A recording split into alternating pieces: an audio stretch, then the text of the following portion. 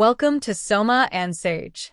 Have you ever driven home from work, pulled into your driveway, and suddenly realized you have absolutely no memory of the last 15 minutes of the drive?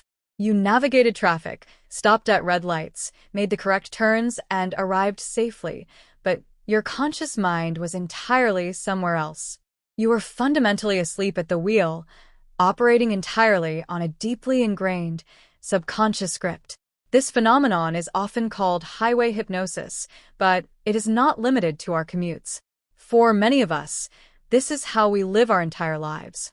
We wake up, consume our morning caffeine, scroll through the exact same digital feeds, sit at the same desks, have the exact same superficial conversations, and go to sleep, only to hit reset and do it all again. We are physically awake, but psychologically, we are entirely asleep. We have handed the steering wheel of our existence over to the automatic, energy-saving systems of our brains. Today, we are going to explore the profound danger of living on autopilot, the silent psychological costs of unconscious living, and how you can reclaim the driver's seat of your own mind. To understand why we slip into autopilot, we first have to forgive ourselves. Your brain is a metabolic marvel, but it is also incredibly lazy by design. Even though it accounts for only about 2% of your body weight, it consumes roughly 20% of your daily energy.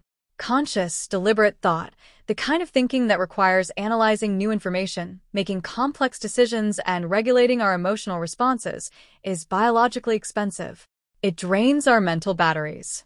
To survive and conserve this precious energy, human evolution developed a brilliant workaround: habituation. When you repeat an action enough times, your brain shifts the processing of that action from the prefrontal cortex, the conscious, decision-making center of your brain, down into the basal ganglia, a primitive structure responsible for motor control and habitual behaviors. Once a behavior is encoded in the basal ganglia, it requires almost zero conscious effort to execute. This is why you can tie your shoes while planning your workday, or why you can drive home without thinking about the pedals. In a biological sense, autopilot is a survival mechanism. It frees up cognitive bandwidth so we can focus on novel threats and opportunities. But in the modern world, this survival mechanism has become an existential trap. The danger arises when we allow high-stakes areas of our lives, our relationships, our careers, our personal growth, and our daily emotional states, to be outsourced to the basal ganglia. When our very trajectory in life becomes a deeply entrenched habit, we stop making choices by design, and we start living entirely by default. Living by default is a slow, quiet tragedy. It rarely looks like a sudden disaster. Instead, it looks like a low-grade, persistent numbness. It looks like a life where you are constantly busy, yet perpetually unfulfilled. You are moving fast, but you are not actually going anywhere. One of the most insidious symptoms of the autopilot life is the illusion of productivity. In our modern culture, busyness is often worn as a badge of honor. We fill our calendars with meetings, our inboxes with emails, and our weekends with obligations. But when you are operating on autopilot, this busyness is rarely moving the needle on what actually matters. Instead, busyness becomes a sophisticated form of avoidance. We use our hectic schedules as a shield, protecting us from the quiet, empty moments where we might accidentally bump into our own thoughts. If you are always moving, you never have to sit still and ask yourself if you even like the direction you are heading. When you live on autopilot, your decisions are no longer dictated by your values. They are dictated by momentum and external expectations. You stay in the job that drains your soul because it is what you have always done and the paycheck is predictable. You maintain toxic or unfulfilling relationships because the discomfort of leaving feels more terrifying than the dull ache of staying. You engage in numbing behaviors, mindless scrolling, binge-watching, emotional eating, not because they bring you joy, but because they are the path of least neurological resistance. You are surviving, but you are completely absent from the experience of your own life. Breaking out of this state is incredibly difficult because the moment you try to take the wheel back, your brain resists. It prefers the familiar, even if the familiar is miserable. To wake up, you have to be willing to disrupt your own comfort. You have to be willing to ask yourself the difficult, piercing questions that the autopilot mind actively avoids. The first question you must confront is a matter of utility. Is this current habit serving me, or is it merely distracting me? Look at your routines. Look at where your attention flows the moment you feel stressed, bored, or lonely. Are you reaching for a tool that helps you process those emotions, or are you reaching for a pacifier that simply numbs them? We often justify our distractions as self-care or unwinding, but true self-care leaves you feeling restored and energized. Distraction leaves you feeling empty and disconnected. If a habit is just a bridge you use to escape the present moment, it is keeping you asleep. The second question demands radical honesty about your fears. What am I putting off right now out of a fear of failure?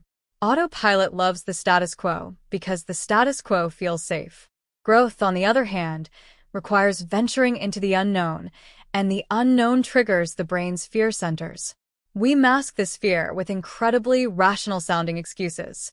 We tell ourselves we do not have enough time, or we need more money, or the timing simply isn't right to start that business, write that book, or have that difficult conversation. But beneath the logic is a primal fear of being inadequate. Acknowledging this fear strips it of its power. You are not procrastinating because you are lazy. You are procrastinating because you are afraid. Waking up means doing the thing while the fear is still present. The third question requires us to examine our social programming. Who am I trying to impress with this specific decision? So much of our default behavior is inherited. We absorb the expectations of our parents, our peers, and our culture, and we integrate them into our own identities without ever questioning them. Are you chasing that promotion because you genuinely want the responsibility, or because you want the status it signals to people you don't even like? Are you buying things, presenting a certain image, or speaking a certain way to validate your own worth through the eyes of strangers? A life lived for the applause of others is the ultimate form of autopilot. True conscious living requires the courage to disappoint others in order to remain authentic to yourself. The fourth question forces us to evaluate our output. Am I actually busy, or am I just avoiding what matters? As we discussed earlier, busyness is a brilliant disguise for stagnation. It feels like forward motion, but conscious living requires deep, focused work on the things that align with your core values. It requires the discipline to say no to the trivial many, so you can say yes to the essential few. If your days are packed but your soul feels empty, you are likely avoiding the heavy lifting of true personal development. Finally, the ultimate diagnostic question for the conscious mind. Am I happy with how I spent my time today? This is not a question about whether today was easy, or fun, or flawlessly executed. It is a question of alignment. Did your actions today reflect the person you want to become tomorrow? Did you show up with presence for the people you love? Did you engage with your challenges intentionally, rather than reactively? Time is the only non-renewable resource you possess. Every day on autopilot is a day permanently lost. To begin the process of waking up, you do not need to overhaul your entire life overnight.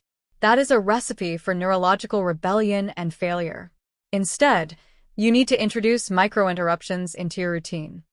Start by mastering the power of the pause. Before you open an app on your phone, pause for 3 seconds and ask, why am I doing this? Before you say yes to a new commitment, pause and ask, does this align with my goals? Before you react defensively to a piece of criticism, pause and take a breath. In that brief, 3-second window between stimulus and response lies your freedom. That pause is the moment you pull the processing power out of the primitive, reactive basal ganglia and force it back into the conscious prefrontal cortex. Next, intentionally design friction into your bad habits and remove friction from your good ones. If you want to stop mindlessly scrolling in bed, do not rely on willpower. Willpower is conscious energy, and it depletes at the end of the day. Instead, buy a traditional alarm clock and leave your phone in another room. You have to break the environmental cues that trigger the autopilot sequence. Finally, seek out intentional discomfort. Autopilot thrives in routine. To shatter it, you must routinely expose yourself to novel experiences. Read a book on a subject you know nothing about. Take a different route to work. Engage in a physical practice that challenges your coordination. Shock your system into having to pay attention to the present moment. Living on autopilot is the path of least resistance, but it leads to a destination of regret. The alternative, living consciously, intentionally, and deliberately, is exhausting, difficult, and profoundly uncomfortable at times. It requires you to face your fears, dismantle your excuses, and take absolute responsibility for every choice you make. But it is the only way to ensure that when you reach the end of your journey, you can honestly say that you were awake for the ride. Take control of your trajectory. Thank you for visiting Soma and Sage.